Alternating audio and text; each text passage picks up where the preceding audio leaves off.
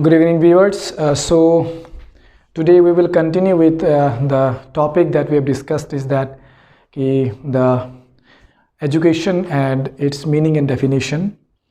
So in the last class, what we have tried to understand that some of the definition related to education and the various thought process that is given by the various thinkers of the ancient as well as the modern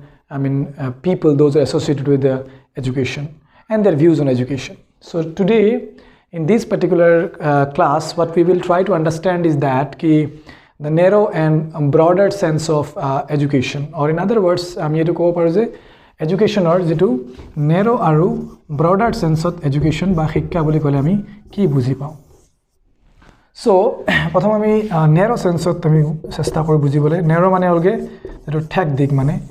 education or jitu thek dik mane the education or narrow sense aru eta sense ki ase, eta sense ase broader sense jitu ki ami kobo paru je education eta bihal dik ki ase mane. So education in a narrow sense, it basically implies ami kobo paru je education narrow sense, it mainly related to the schooling mane je shikka tu je narrow sense ot ami define koru je ami kom je schooling mane je schoolot ji shikka pradan kora hoy hetuye shikka boli dhori loa hoise. It means that in this particular schooling there are certain time periods are also fixed. There is a fixed objectives are there. There are some of the pre-planned activities are also there. You will find a particular curriculum is also there. Mane schooling jeti ami kom mane schoolot jitu shikka pradan hoy ei schoolor shikka pradan to ultimately ki holot related hoy. Ultimately at a particular a schooling to particular children ba students ok dia hoy eta ami gom pau je bachcha borok dia hoy jetu ami students boli kobo pari. In the same way, a schooling to ami ki boli kobo paru for time being, just we will stick to a narrow sense, then we will discuss with the broader sense. Tamane a particular period eta hol ki je kak shikka dia hoy je students bro shikka dia hoy. Then what happened, you will find certain pre-planned activities are fixed, pre-planned activities kora hoy. Then you will also find that particular age groups are also been designed or created. Mane eta particular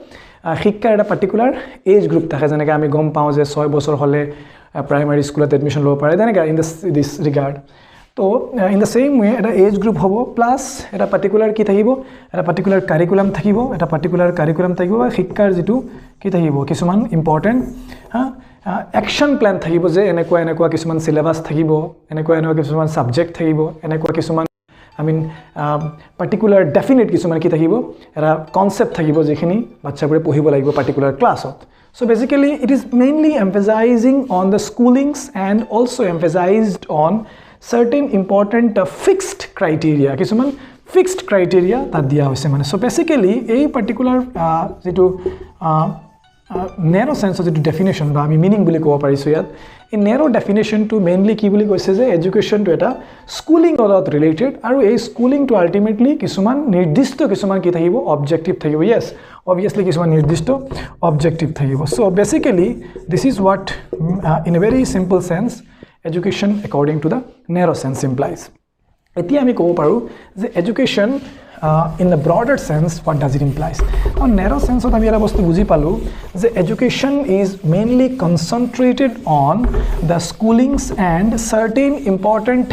aspects that has pre-planned. There are certain things that is been deliberate, we can say that deliberate hoy to mane ki hoy incidental no hoy. But in case of the broader sense, am jodi broader sense ota hu মানে এডুকেশনৰ যেটো ব্ৰডাৰ sense আছে ইয়াত এজন মানুহৰ definition two পৰা আমি start কৰিব পাৰো ব্ৰডাৰ সেন্সত। তেওঁৰ নাম কি হ'ল, তেওঁৰ নামটো হ'ল DUMVILE ডাম্বাইল বা ডাম্বিলে যি বুলি ক'ব পাৰি DUMVILE ডাম্বাইল বা ডাম্বিলে ডেফিনেশনটো কি বুলি কৈছে, ডাম্বিলে কৈছে যে in a broader sense আমি যদি এডুকেশনটো ডিফাইন কৰো বা এডুকেশনটো বুজিবলৈ চেষ্টা কৰো, so education is what, well education is the different activities that human beings are perform from the cradle to grave. Mane ki মানে সিম্পল সেন্সত তেটো কো বিচাইছে ক্ৰেডল টু গ্ৰেভ। আচ্ছা cradle মানে কি হয়, মানে এটা সৰু বাচ্চা এটা ডাঙৰ হয় মানে আমি জানো যে সৰু বাচ্চাটোক যেটো পালন কৰা হয় মানে যেটো মানে এই গ্ৰেভ মানে কি হয় গ্ৰেভ মানে হল যেতিয়া মানুহটোক মানে কি কৰা হয় মানে কবৰস্থানত কবৰ দিয়া হয় that is a grave basically so education Dumbailor মতে কি হয় the different activities that human beings learn from cradle to grave মানে education to এটো কি হয় যে এটা ভাস্ট এটা কনসেপ্টৰ লগত ৰিলেট কৰিছে যে এটা সৰু বাচ্চাই যেতিয়া পৰা কি কৰে যেতিয়া পৰা সৰু বাচ্চাটো কি কৰে জাস্ট মানে মুভমেন্ট অফ হ্যান্ডস যেতিয়া স্টাৰ্ট কৰে আৰু তাৰ পৰা লৈ মিলে একেবাৰে মানুহৰ অন্তিম মানে হেৰি লগে মানে আমি যেটো কি বুলি কওঁ মানে লাস্ট ব্ৰেথ লগে কি হয় this kind of activities whatever the activities human beings perform from the cradle to grave it can be termed as education শিক্ষা এটো এটা broader sense of meaning হয় now when I say that ki this is what is a very broad aspect এটো যেতি আমি কলো এটা খুব vast এটা বিশাল দিক যেতি আমি কলো তো obviously তাৰ কিছুমান important aspect থাকিব কি aspect থাকিব এই broader sense of এই broader sense of আমি কি বুলি কৈছো এই broader sense of ইয়াত কিছুমান আমি important aspect আমি বিচাৰি পাইছো কি বিচাৰি পাইছো ইয়াত so yat education to ki no yat education to a lifelong process hoy ki hoy it is a lifelong process number 1 mane etu eta jibon jura eta ki hoy odyabokhay hoy number 1 number 2 is that it is not deliberative je nohoy bachcha burok tumi pohaboi lagibo bachcha bole 6 year bachcha class 1 diboi lagibo rather it is an incidental ki hoy incidental hoy ta mane ki je yar logot kono deliberate nai যেতিয়া তেতিয়া G মন যায় যেতিয়া তেতিয়া জেনেকা মন যায় এটো আমি শিকিব পাৰি দ্যাট ইজ হোৱাট ইজ ইয়াত কি নহয় ইয়াত কোনো প্ৰি প্ল্যান্ড একো নাথাকে ইয়াৰ কোনো ফিক্সড অবজেক্টিভ নাথাকে প্ৰি প্ল্যান্ড একো নাথাকে ইয়াত কি নাথাকে ইয়াত কোনো ফিক্সড অবজেক্টিভ নাথাকে ইয়াৰ কোনো ফিক্সড অবজেক্টিভ নাই so this is what the education is in modern in broader sense it implies rather we can say that education here implies what here it implies that all the different kinds of experiences that human beings learn from the cradle to grave or I mean to cover is different experiences that human beings that learn from their childhood to their last breath so this is what is called as the vast or broader sense of the meaning of the education now let us try to understand that different meaning of education in ancient to modern আমি ইয়াত এটা সৰুকে এটা চেষ্টা কৰিম যে meaning of education two এনসিয়েন্টৰ পৰা modern লে কেনেকা শিফট হৈছে বা তাৰ মিনিংটো কিমান কি হৈছে মানে চেঞ্জ হৈছে basically so in the ancient Vedic পিৰিয়ডত কি আছিল এনসিয়েন্ট বেদিক পিৰিয়ডত আমি কি পাইছো এনসিয়েন্ট বেদিক পিৰিয়ডত এডুকেশন টু নরমালি কি বুলি কৈছে যে এডুকেশন টু এটা mostly in ancient Vedic period if you see that ancient Vedic period you will find that it is an insight power that human beings that develop or in other words we can also say that ancient Vedic period education was regarded as certain things something very much spiritual kisuman spiritual kaam boli koise ancient Vedic period education to kisumane ako ki boli koise kisumane koise salvation boli koise mane salvation boli koise ami sam yat categorize kori mane basically yat koise je ancient all round development of human beings on round development of human beings so this is what in a very brief the education is all about in the ancient Vedic period so yat ancient Vedic period of education to কেনে এটা weapon হিসাবে ল হৈছে জিটোৱে কি কৰিব পাৰে জিটোৱে মানুহৰ কিছুমান certain inner powers that can be developed through the education and this can also help the human beings to get the salvation মানে মুক্তি লাভৰ এটা পথ বুলি কৈছে কিছুমান spiritual development human beings desire কৰিব পাৰে আৰু এটো এটা overall এটা development of human beings বুলি কৈছে ancient Vedic period আৰু আমি গম পাইছো যে ancient Vedic period কি হয় education to normally কি আছিল এটো এটা কিছুমান মানে এনেকুৱা কিছুমান মানে মানুহে অকল এডুকেশনটো লব পাৰিছিল যিবোৰ সোশিয়ালি তেওঁলোকৰ পজিশনটো হাই আছিল মানে then comes the second part that is the ancient Buddhist period Buddhist period of education to এটা নতুন ৰূপ ললে কি নতুন ৰূপ ললে Buddhist period of normally এই একেটা কথা ইয়াত আমি কৈছো বুদ্ধিষ্ট পিৰিয়ডত এডুকেশন টু কি হয় এটা সালভেশনৰ এটা ৰাস্তা বুলি কৈছে মুক্তি পথৰ এটা ৰাস্তা বুলি কৈছে কিন্তু ইয়াত এটা কথা হ'ল তাহলে ইয়াত কৈছে যে human beings are they are in a very simple sense in a Buddhist thought process they basically argued that ki human beings are there are certain things there are suffering manuhor kisuman suffering ase kisuman pain ase kisuman manuhe bahut dukh manuhe মানে লৈ ৰাখে মানে আৰু এই দুখৰ পৰা মুক্তি লাভৰ পথটো কি হয় বলে এডুকেশ্যন হয় বলে শিক্ষা কি হয় বলে শিক্ষাই মানুহক বিভিন্ন মানে সৰো বিভিন্ন পেইন বা বিভিন্ন সাফাৰিংছৰ পৰা মুক্তি লাভৰ এটা ইম্পৰ্টেন্ট এসপেক্ট হয় বুলি কৈছে according to the Buddhist domain of education ইয়াত এটা বস্তু মনত ৰাখিবা যে what Buddhist people or the Buddhist part of the education it barely emphasizing that ki human beings can get rid from different kinds of problems through the education thik tar pisot aile during the Muslims period Muslims or mote normally education to teologe ki boli koise ekera yat education to koise je ভগৱানক মানে mainly ইয়াত মুসলিম স্কলাৰ্স বৰে education two কেনেকুৱা লৈছে তেওঁলোকে কৈছে যে education is basically again here you will find that certain similarities with the Buddhist thinker that ki education is also a path মানে রাস্তা হয় education is also a path to get the salvation and to meet the God or Almighty মানে কি হয় যে তেওঁলোকৰ মতে যে ভগৱানক বা অলমাইটিক সৰ্বশক্তিমানক লব পাবলৈ কাৰণে education to an important zaria hai boli koise there is a medium or other words we can say that ki according to the Muslim spirit of thinker they basically emphasizing that ki education is nothing but it is a salvation of the people or the devotees in order to get the salvation from the different kinds of problems and to reach to the God mane bhagwanor osot jabole karone education to ki hoy education to an important aspect hoy boli koise according to the Muslim scholars Then comes the pre-independence period. Ami gom pao pre-independence period basically yat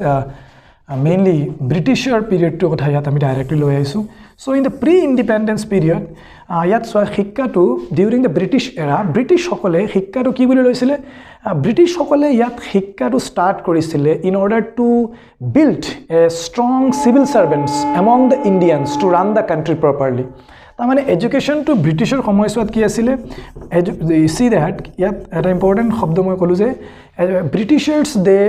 they introduced the English mode of education the western mode of education in order to build a civil servant class মানে ইয়াত এটা এনেকুৱা এটা group তৈৰি কৰা মানে যি গ্ৰুপটোৱে British ৰুলটো continue কৰিবলৈ কাৰণে হেল্প কৰিব পাৰে মানে in other words what we can say is that ki education the purpose of education during the British era was to build a civil servant class but a civil servant class to build a civil servant class so that to rule the Indians by the Indian people, Indian masses. That was the main desire of the British mode of education mainly emphasized. So British education to yat এইটো এইপতে important দিছিলে যে যাতে ইণ্ডিয়ানছৰ মাজত এটা এনেকুৱা এটা class build কৰা যি ক্লাছটোৱে ব্ৰিটিছৰ যিটো তৌৰ তৰিকা আছে ব্ৰিটিছৰ তৌৰ তৰিকাখিনি কি কৰিব পাৰে গ্ৰাফছ কৰিব পাৰে আৰু ঠিক তেনেকুৱা ব্ৰিটিছে এডুকেশ্যন সিস্টেমটো ইয়াত ইন্ট্ৰোডিউস কৰিছিলে যেনে আমি এটো পঢ়িম যেনে Macaulay's education system they are mainly emphasising on the English education the western concepts to inherit the certain western values in the people and the minds of the Indians in order to continue their rule. Then comes the post-independence period. Eta post-independence period ami eta bostu khub important dilu. Ami ki important dilu? We have tried to get rid from that particular dogma of the British mode of education system. আমি post ইন্ডিপেন্ডেন্সৰ পিৰিয়ডত আমি খুব emphasise কৰা হল কিহৰ ওপৰত emphasise কৰা হল ইয়াত emphasise কৰা হল ইন্ডিজিনিয়াস মোড অফ এডুকেশ্যনৰ ওপৰত এমফাসাইজ কৰা হল ইন্ডিজিনিয়াস মোড অফ এডুকেশ্যনৰ ওপৰত এমফাসাইজ কৰা হল আৰু ঠিক তেনেকুৱা in the post independence period, the government of India, they introduced the schools, they set up the primary schools throughout the country. They also introduced the Hindi as the medium of language, even the vernacular languages in the states. So basically the main purpose in the post-independence period is to get rid from whatever the British education system mainly inculcated in the minds of the people, that is the Western and the modern is basically the following of the Western people. Mane jitu mane modernization ba jitu ami ki boli koisu westernization, a westernization concept to olop deconstruct kobole chesta kora hoise post independence period through the education system. So basically in this period education it mainly emphasizing on creating an indigenous model of education system, and this the main purpose of this is to build the moral characters of the people, yet moral character, behavioral change, or mainly yet emphasize ki kora hol, yet mainly emphasize kora hol jate mane society logot manu adapt koribo pare, mane so adaptation with the society. So ei bostu khini ki kora hol post independence period of importance dia hol mane.